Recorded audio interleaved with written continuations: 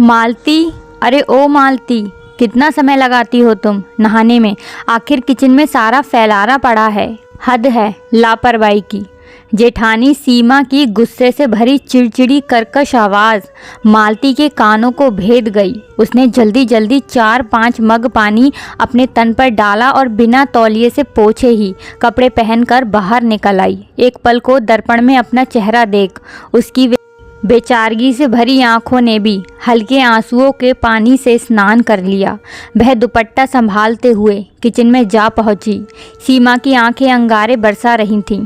मालती को देखते ही गुस्से में उसने काम करते हुए अचानक कलछी को स्लैब पर पटक दिया। सीमा जब गुस्से में होती है तो ऐसे ही किचन में बर्तनों को पटकने लगती थी। आप हटिए दीदी, मैं करती हूँ। वो विशु जाग गया था और भूख से रो रहा था, इसलिए उसको फीड कराने लग गई थी। फिर उसने पॉटी कर दी थी मुझ पर। कपड़े खराब हो गए थे तो बस मैंने सोचा जल्दी से नहाकर ही किचन में आऊं। सीमा पैर पटकते हुए किचन से बाहर चली गई। मालती बहुत ही सीधी सादी लड़की थी। 3 साल हो गए उसके ब्याह को और अब उसकी गोद में 1 साल का बेटा विशु है। मालती की सास नहीं थी। परिवार में ससुर जी, जेठ जी, जेठानी, सीमा और उनके 2 बच्चे जो हॉस्टल में रहते थे और पति सुमेर थे। सीमा उम्र में 16 साल बड़ी थी मालती से।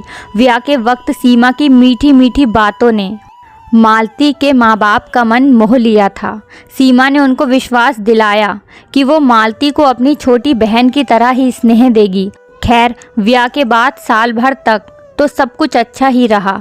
अच्छा ना होने का कोई कारण भी ना था। मालती ने बढ़ चढ़कर परिवार का ध्यान रखना चालू कर दिया था। धीरे धीरे सीमा ने बड़ी ही चालाकी से अपने मिस्री जैसे बोलों में मालती को लपेटकर घर के कामकाज की सारी जिम्मेदारी उसके नाजुक कंधों पर डाल दी थी।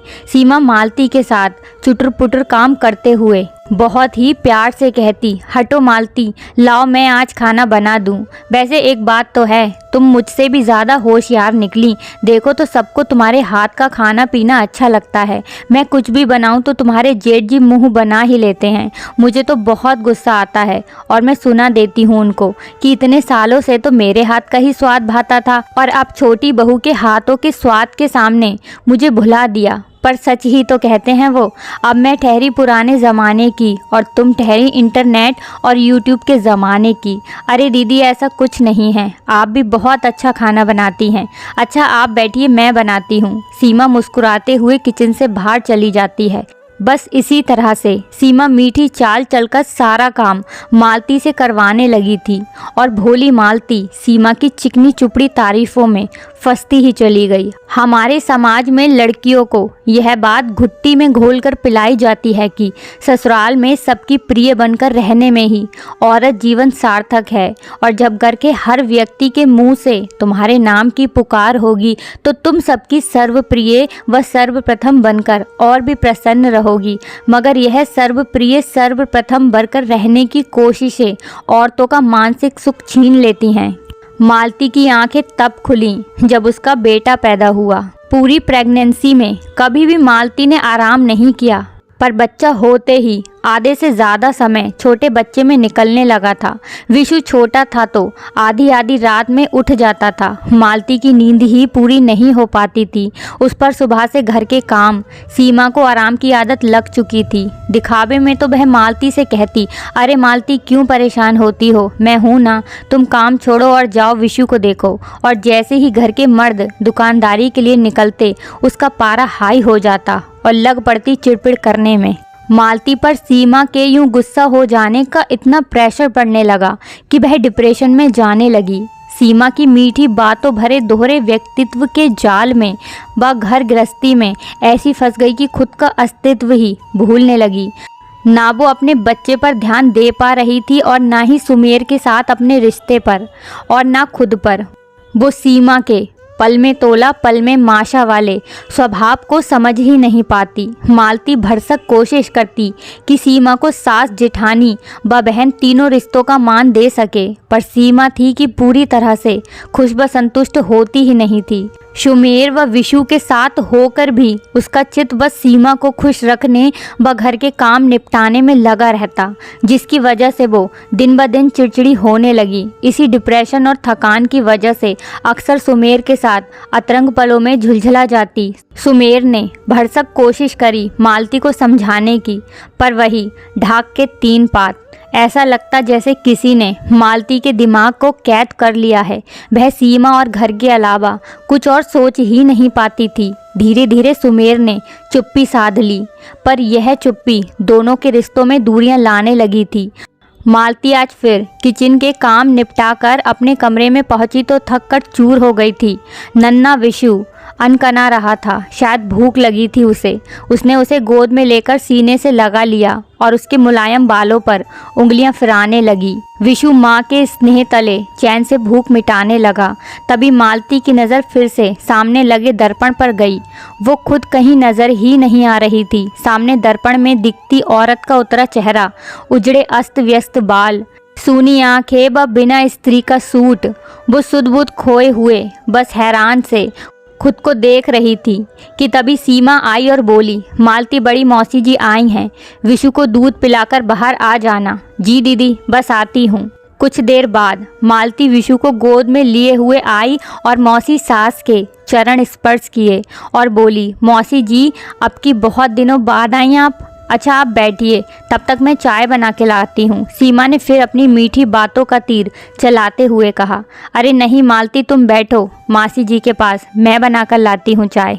मालती उठने को हुई, पर मौसी ने आंखों ही आंखों में उसे बैठे रहने का इशारा किया तो मालती ने सीमा को नहीं रोका और वहीं बैठ गई मौसी के पास। अब तो सीमा को बेमन ही सही जाना ही पड़ा। सीमा के जाने के बाद मौसी ने मालती को गौर से देखा और स्नेह से नन्हे विशु को अपने गोद में लेकर प्यार करने लगी। फिर बहुत प्यार से मालती का हाथ पकड़कर धीरे से बोली, ये क्या हाल बना रखा है बेटा। मैं सब समझती हूँ कि क्या चल रहा है इस घर में। अनुभव है मुझे सीमा जैसी औरतों की मानसिकता, राजनीति और त्रिय चरित्र का। पढ़ी लिखी समझदार हो, फिर क्यों अपने लिए अनपढ़ बन रही हो? क्यों नहीं अपनी बुद्धि का इस्तेमाल करती हो बेटा? मैं ये नहीं कहती कि मिलजुल कर मत रहो, पर अपना इस्तेमाल भी मत होने दो। सबसे पहले तुम्हारा कर्तव्य अपने पति और बच्चों के लिए है, बाद में किसी और के लिए। हर सुख दुख के साझीदार अपना परिवार यानी पति और बच्चे ही होते हैं। मालती बेटा याद रखना, मैं सुमेर के कहने पर ही आज सिर्फ तुझसे मिलने आई हूँ। वो बेचारा आज भी तेरी फिक्र में परेशान है। देख बेटा, कोई भी पति हो वो तवज्जो चाहता है। खुश मिजाज सुंदर सबरी हुई पत्नी को अपने इर्द गिर्द महसूस करना चाहता है, ना कि तेरी तरह उजड़े चमन सी पत्नी। बेटा सुमेर अभी जवान है, जिसे सुख वो महसूस कर रहा है, कहीं ऐसा ना हो कि वो सुख अगर उसने घर के बाहर ढूंढ लिया तो तू कहीं की ना रहेगी। तब भी इस घर में सब तुझ पर ही दोषारोपण करेंगे। तूने अपने पति का ध्यान नहीं रखा, उसको हाथ से निकलने दिया। अपने बेटे का भी ध्यान रख। मालती ने सिर झुका लिया, उसकी आंखों से 2 आंसू टपक पड़े। देखो बेटा, अभी भी समय है, खुद के लिए स्टैंड लो, सही और गलत में अंतर समझो। तू कितनी भी कोशिश कर ले सबको खुश रखने की, पर नहीं रख पाएगी। इससे अच्छा ये नहीं कि सबसे पहले खुद को खुश कर। बेटा तेरी खुशी तेरा सुकून किसमें है, वो चुनने की बारी है अब। तब तक सीमा के आने की आहट सुन मौसी जी मालती से सामान्य होकर दूसरी बातें करने लगी। मौसी जी तो चली गई थीं, पर जाते जाते एक गुरु की तरह मालती के ज्ञान चक्षु खोल कर गई थीं। अब वो मन ही मन प्रण कर चुकी थी खुद को बदलने का। जानती थी कि घर में तनाव का माहौल बनेगा, पर अब वो तैयार थी उस तनाव का सामना करने के लिए, अपने सुमेर के लिए, नन्हे विशु के लिए। अगले दिन से जैसे दिनचर्या ही बदल गई। रोज जेठ जेठानी को बेड टी देने का नियम उसने दरकिनार कर बस ससुर जी को चाय दी। वह अपने और सुमेर के लिए 2 कप चाय, बिस्कुट और विशु की दूध की बोतल लेकर वो अपने कमरे में चली आई। कितने अरसे बाद आज वो सुमेर के साथ चाय की चुस्कियों का आनंद उठा रही थी। सुमेर की प्रेम भरी नजरों ने उसके चित्त पर सवार सभी तनाव दूर कर दिए थे। जैसे लंबे समय के लिए छाई हुई धुंध अब छट गई थी। जैसे ही मालती किचन में वापस चाय के लिए खाली कप रखने आई तो सीमा की जहर उगलती तीखी नजरें गुजरे उसे घायल करने पर आमदा थीं, फिर भी घर में सभी मर्दों के होने की वजह से जुबान को शक्कर की चाशनी में लपेटकर वो मालती से बोली, आज क्या देर हो गई सोकर उठने में? तुम्हारे जेठ जी तो चाय का इंतज़ार ही करते रहे। मेरे हाथों की चाय उन्हें भाती ही नहीं ना। मैं बस चाय बनाने ही आई थी कि तुम आ गई। चलो फिर तुम ही चाय बना दो। मैं कमरे में जा रही हूँ दीदी, आप खुद ही चाय बना लीजिए।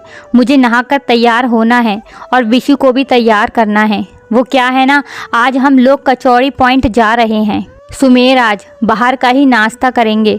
और हाँ, अपने लोगों का नाश्ता भी आप देख लीजिए, पापा जी को भी नाश्ता करा दीजिएगा। सीमा मालती को देखती ही रह गई, फिर अचानक तंज कसते हुए बोली, अच्छा जी ठीक है, जाइए अपने पति के साथ। फिर लंच तो आकर बनाओगी ना? आकर देखूंगी। वैसे दीदी आप तो हैं ही ना, बना लीजिएगा, कहीं मुझे आते आते देर ना हो जाए। ये क्या बात हुई? अरे नाश्ता करके आने में कितनी देर लगती है? ज़्यादा से ज़्यादा 1-1.5 घंटा बस।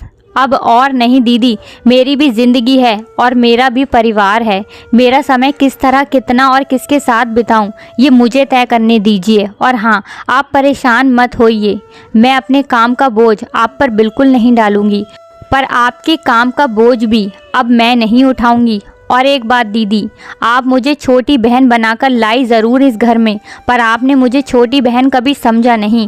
रिश्तों को दिल से अपनाना और उन रिश्तों में ईमानदारी रखना ही हर नए रिश्ते की नींव होती है। नींव में ही मिलावट होगी तो एक दिन उन्हीं रिश्तों के घरों का भर कर टूट जाना ही नियति हो जाती है। ये कहकर मालती तेजी से अपने कमरे की तरफ मुड़ गई। आज उसके चेहरे पर आत्मविश्वास की चमक आ गई थी। काश के ये कदम उसने पहले ही उठा लिया होता। खैर, देर आए दुरुस्त आए। सीमा समझ गई थी कि चिड़िया अब उसके फैलाए चालाकी के मीठे जाल की कैद से आज़ाद हो चुकी है। दोस्तों, आजकल वैसे तो संयुक्त परिवार होते ही नहीं हैं, और अगर होते भी हैं तो हमें अक्सर ऐसी बातें सुनने को मिलती ही रहती हैं कि अगर कोई इंसान सीधा है और कोई इंसान तेज है, तो वो तेज इंसान अपनी चालाकी से, अपनी मीठी मीठी बातों से किसी न किसी तरह उस घर में चाल चलता ही रहता है, जिससे घर में कलेश का माहौल बनता है। यही कारण है कि आज संयुक्त परिवार देखने को नहीं मिलते हैं। तो दोस्तों, हमें अपनी मानसिकता बदलनी होगी। संयुक्त परिवार का मतलब है एक दूसरे के साथ रहना, एक दूसरे का सुख दुख में साथ देना, एक दूसरे को समझना, ना कि चालाकियां चलकर जीवन को व्यतीत करना, क्योंकि चालाकियां कहीं ना कहीं मात ज़रूर खाती हैं। अगर कहानी अच्छी लगी हो तो वीडियो को शेयर और लाइक ज़रूर करें, और अगर आपने अभी तक हमारे चैनल को सब्सक्राइब नहीं किया है गाइस, तो प्लीज़ वीडियो को लाइक, शेयर और चैनल को सब्सक्राइब कर लीजिए, जिससे कि आपको हमारे चैनल की और भी कहानियाँ सुनने को मिलती रहेंगी। वीडियो को पूरा देखने के लिए धन्यवाद।